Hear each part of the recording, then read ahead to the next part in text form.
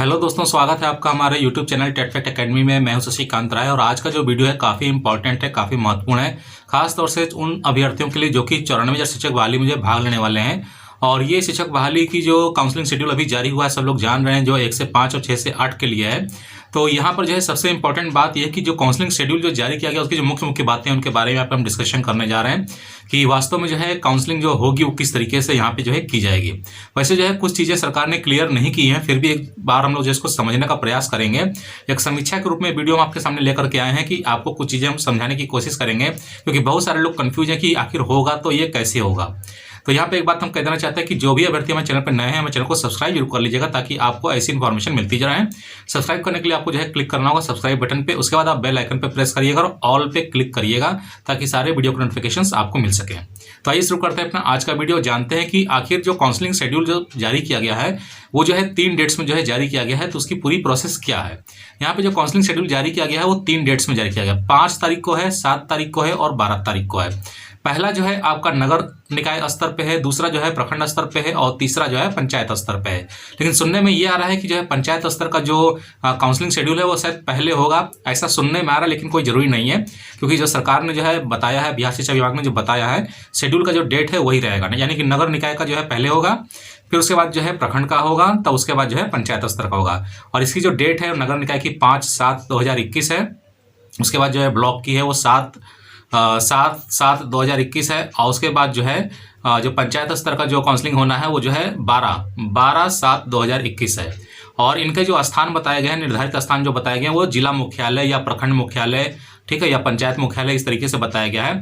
लेकिन आप परेशान न होइए कि अभी जो स्थान है वो निर्धारित नहीं है। आपको अभी उन स्कूलों की जो है सूची मिलेगी, बाकायदा जो है नोटिस आएगा और पेपर में छापा जाएगा कि जो काउंसलिंग का जो स्थल है उसका जो है नाम क्या है, वास्तविक रूप से किन स्कूलों में काउंसलिंग बुलाई जाएगी। तो पहली बात तो ये क्लियर है कि आप स्थान को लेकर बिल्कुल जो है मिसगाइड मत होइएगा, ठीक है। इसमें जो है क्या किया जाएगा कि सारे स्कूलों का जो नाम जहाँ पे काउंसलिंग होनी होगी आपको काउंसलिंग से पहले जो है बिहार शिक्षा विभाग जो है सूचित कर देगा, अखबार के माध्यम से भी सूचित करेगा और अपनी ऑफिशियल वेबसाइट्स पे भी अपलोड करेगा। तो इसके लिए कोई टेंशन लेने की बात नहीं है। अब सबसे बड़ी बात यह है कि यहाँ पे एक चीज़ स्पष्ट नहीं की गई कि क्या जैसे 1 तारीख है 5/7/2021, उस दिन जो है नगर निकाय का जो है काउंसलिंग अगर होना है, तो कहने का मतलब यह है कि लोग कन्फ्यूजन में ये है कि क्या सारे सब्जेक्ट्स एक साथ होंगे। यानी बहुत सारे अभ्यर्थी इस बात को लेकर कन्फ्यूज है कि जैसे जो काउंसलिंग शेड्यूल जो जारी किया गया है, तो जैसे 5/7/2021 को पहली काउंसलिंग होनी है नगर निकाय लेवल की, तो उनका पूछने का मतलब ये है, लोग कमेंट बॉक्स में पूछ रहे हैं क्या उस दिन जो है सभी चीज़ों का काउंसलिंग होगा। सभी चीज़ों का मतलब है कि जो सब्जेक्ट है आपके, यानी कि चाहे 1 से 5 के जो सामान्य शिक्षक के पद हैं, फिर उसके बाद जो लैंग्वेज पेपर के जो पद हैं, क्या सब लोग उसी दिन काउंसलिंग कराएंगे, एक साथ ही कराएंगे नगर निकाय स्तर पे। और यही बात जो है 6 to 8 पे भी लागू हो रही है कि 6 से 8 की सभी सब्जेक्ट की काउंसलिंग एक साथ होगी। अब इससे बेनिफिट किसको होगा? इससे बेनिफिट उन लोगों को होगा जिन्होंने आवेदन जो है एक ही जो है डाला हुआ है, ठीक है। मतलब इसका आपको फायदा पहुंचेगा, ठीक है। हम मानते हैं कि सारी काउंसलिंग एक दिन हो रही है, लेकिन इसका फायदा सिर्फ वैसे अभ्यर्थियों को मिलेगा जैसे आप नगर निकाय वाले दिन मान लिया काउंसलिंग कराने गए, ठीक है, और मान लिया मैंने एक ही जो है सब्जेक्ट से अप्लाई किया है सामान्य शिक्षक पद के लिए, लेकिन कुछ ऐसे भी अभ्यर्थी हैं जो सामान्य शिक्षक पद के लिए भी अप्लाई किए हैं और लैंग्वेज पेपर के लिए भी अप्लाई किए हैं।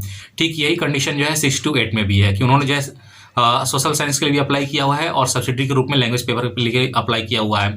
तो अब यहाँ पे जो है फायदा मिलेगा उन अभ्यर्थियों को जिन्होंने एक ही आवेदन डाला हुआ है, एक ही सब्जेक्ट से डाला हुआ है। अब यहाँ पे उन लोग को दिक्कत हो सकती है जिन्होंने 2-2 आवेदन किए हैं, यानी कि जो है एक अपने जो है ऑनर्स पेपर में भी किया है और एक सब्सिडी पेपर में भी किया है, तो उनको यहाँ पे काउंसलिंग में भाग लेने में दिक्कत होगी, ठीक है। अब वो कैसे पार्टिसिपेट करेंगे, उनको कैसे फायदा मिलेगा, तो इसका भी हम एक वीडियो लेकर के आएंगे। और इसके साथ ही एक वीडियो हम ये भी लेकर आएंगे कि काउंसलिंग जो चरण है, ठीक है, वो जो है किस तरीके से कंप्लीट होंगे। लेकिन यहाँ पे जो आज का जो वीडियो आप देख रहे हैं वो पूरी तरीके से जो है समीक्षात्मक वीडियो है जिस पर हम चर्चा कर रहे हैं, और यहाँ पे कुछ कमियां जो हैं उसको भी हम यहाँ पे जो है आपके सामने रखेंगे। तो पहली चीज़ तो ये क्लियर हो गई कि जो है जो डेट्स हैं वो 3 डेट्स हैं, 5, 7 और 12, ठीक है, और ये जुलाई की डेट है। उसके बाद जो है कार्यस्थल जो है उसका काउंसलिंग का जो स्थल है वो सेट है, जिला मुख्यालय ही होगा और कहीं आउटर में नहीं लगेगा, ठीक है। अगली चीज़ ये है कि सारे सब्जेक्ट्स की, चाहे वो कोई भी सब्जेक्ट्स का अभ्यर्थी हो, ठीक है, एक ही दिन काउंसलिंग होगी, ठीक है। बस यहाँ पे जो काउंसलिंग का जो मोड है वो चेंज हो गया है, वो नियोजन इकाई वार कर दिया गया है, ठीक है। यहाँ पे विषयवार काउंसलिंग नहीं हो रही है, नियोजन इकाई वार। जैसे नगर निकाय एक नियोजन इकाई है तो उसका एक दिन हो गया, प्रखंड नियोजन इकाई 1 दिन हो गया, पंचायत नियोजन इकाई 1 दिन होगा। इस तरीके से नियोजन इकाई वार जो है ये काउंसलिंग शेड्यूल तय किया गया है। सब्जेक्ट्स की बाउंडेशन नहीं है, ठीक है, और मेरिट की बाउंडेशन नहीं है। तो ये इतनी चीज़ें तो आपको क्लियर हो गई। फायदा किसको हो रहा है? जिन्होंने एक आवेदन दिया है उनको फायदा हो रहा है। नुकसान किसको हो रहा है? जिन्होंने 2 आवेदन दिए हैं उनको जो है एक ही बार काउंसलिंग कराने का मौका मिलेगा, ठीक है। अब यहाँ पर जो है दूसरी चीज़ ये समझते हैं कि इससे बेनिफिट क्या है क्या नहीं है। अब देखिए, मान लीजिए जो पहला चरण जो है लगेगा नगर निकाय का, ठीक है, नगर निकाय स्तर पे जो पहली काउंसलिंग होगी उसमें सारे के सारे अभ्यर्थी पहुंचेंगे, ठीक है, चाहे वो 1 से 5 के हों, चाहे 6 से 8 के हों, चाहे किसी भी सब्जेक्ट के हों, सारे लोग पार्टिसिपेट करेंगे, ठीक है। फिर उनका वहाँ पे काउंसलिंग प्रक्रिया होगा, और काउंसलिंग प्रक्रिया का जो चरण है आप समझ रहे हैं कि उसको जो है 3 चरणों में कंप्लीट करेंगे ये लोग, ठीक है। पहले ये काउंसलिंग कराएंगे, काउंसलिंग कराने के बाद आपके ओरिजिनल डॉक्यूमेंट जो है जमा हो जाएंगे। ओरिजिनल डॉक्यूमेंट जमा होने के बाद वो क्या करेंगे, उन डॉक्यूमेंट्स को अपनी एनआईसी वेबसाइट पे लोड करेंगे। एनआईसी वेबसाइट पे जब लोड हो जाएगा, ठीक है, उसके बाद उसकी जो है सत्यता जांची जाएगी। सत्यता जब जांची जाएगी तब आपको फोटोयुक्त नियोजन का जो पत्र है, नियुक्ति पत्र है, वो आपको सौंपा जाएगा और उसके साथ ही आपके डॉक्यूमेंट्स वापस होंगे। तब तक आपके डॉक्यूमेंट्स वापस नहीं होंगे, जमा रहेंगे, ठीक है। फायदा कैसे हो रहा है? मान लिया सारे दिन लोग जो है एक नियोजन इकाई में जाके काउंसलिंग कराए, तो नगर निकाय की जितनी सीटें होंगी, चाहे वो किसी भी सब्जेक्ट्स की होंगी, किसी भी कैटेगरी होंगी, वो जो है हाई मेरिट वालों से फुल होगी। यहाँ पे समझिएगा, सरकार ने जो है बहुत अच्छा फैसला किया है। तो नगर निकाय स्तर पे जो है सबसे पहले जो है मेरिट के आधार पे जो है क्या होगा, उनकी नियुक्ति होगी। कहने का मतलब यह है कि जिनकी हाई मेरिट है उनको शहर मिलेगा, मुख्यालय मिलेगा। जिनकी मीडियम मेरिट है उनको जो है ब्लॉक मिलेंगे। जिनकी जो है लो मेरिट है वो पंचायत स्तर पे मतलब आउटर इलाके में सिलेक्शन होगा। तो कहने का मतलब है कि मेरिट की योग्यता के आधार पे यहाँ पे पोजीशन आपकी सेट कर दी गई है कि अगर आपकी मेरिट ज़्यादा है तो आप नगर निकाय में आसानी से सेलेक्ट हो जाएंगे, ठीक है। अब इसके बाद जो लोग बचेंगे, अब वो क्या करेंगे, प्रखंड स्तर पर भाग लेंगे। तो बिल्कुल जायज़ सी बात है कि जो लो मेरिट वाले होंगे वही जो है प्रखंड स्तर पर भाग लेंगे, ठीक है। उसके बाद की जो मेरिट डाउन होगी उसके लोग जो है प्रखंड स्तर में जाएंगे, क्योंकि जो हाई मेरिट वाले हैं वो नगर निकाय में सेलेक्ट हो चुके होंगे, चाहे वो किसी भी सब्जेक्ट के हों, ठीक है। उसके बाद जो सीटें बचेंगी उस पर फिर जो है काउंसलिंग कराई जाएगी प्रखंड स्तर पे, ठीक है। तो प्रखंड स्तर पे भी यही प्रोसेस किया जाएगा। जो मीडियम मेरिट वाले होंगे वो इनका सिलेक्शन हो जाएगा। अब उससे जो लो मेरिट वाले बचे रहेंगे, ठीक है, तो अब उनका जो सिलेक्शन है वो पंचायत नियोजन इकाई पे जब काउंसलिंग होगी उसमें होगा। अब यहाँ पे दिक्कत ये है कि मान लिया ऐसे कुछ अभ्यर्थी जिन्होंने हाई मेरिट है जिनकी और नगर निकाय में अप्लाई नहीं किया है, ठीक है, उन्होंने ब्लॉक में किया है या उन्होंने पंचायत में किया, तो उनको अब क्या करना होगा, थोड़ा सा इंतजार करना पड़ जाएगा। ये एक प्रॉब्लम है, ठीक है। दूसरी प्रॉब्लम ये है कि नगर निकाय स्तर पे, ब्लॉक स्तर पे और पंचायत स्तर पे आप इस तरीके से अगर काउंसलिंग शेड्यूल को सेट किया हुआ है तो यहाँ पे सबसे बड़ी बात यह है कि आपको पहले तय करना पड़ेगा कि नगर निकाय की सारी सीटें फुल हुई हैं कि नहीं हुई हैं। अगर नगर निकाय की सारी सीटें फुल हो गई हैं तो आप ब्लॉक में करवाएंगे, ठीक है। फिर ब्लॉक की फुल हो जाएंगी तब आप जो है पंचायत में कराएंगे। तो यहाँ पे जो सीटों का ब्यौरा है उसकी भी जो है जानकारी जो है सरकार को देनी चाहिए, क्योंकि ऐसे जो है बहुत सारे जो पंचायत होती हैं जो ब्लॉक में आती हैं, ठीक है, ब्लॉक के अंदर ही वैसे पंचायत आती है, ऐसे कोई दिक्कत नहीं है। लेकिन यहाँ पे मतलब सीटों की जो जानकारी है वो थोड़ा अभ्यर्थियों को जो है सचेत रहना पड़ेगा, जागरूक रखना पड़ेगा कि जो सीटें हैं कितनी फुल हो रही हैं, कितने मेरिट तक फुल हो रही है। ये सारी चीज़ें जो है जानकारी हम आपको अपने चैनल पर देंगे, आप हमें चैनल को सब्सक्राइब कर लीजिएगा, ठीक है।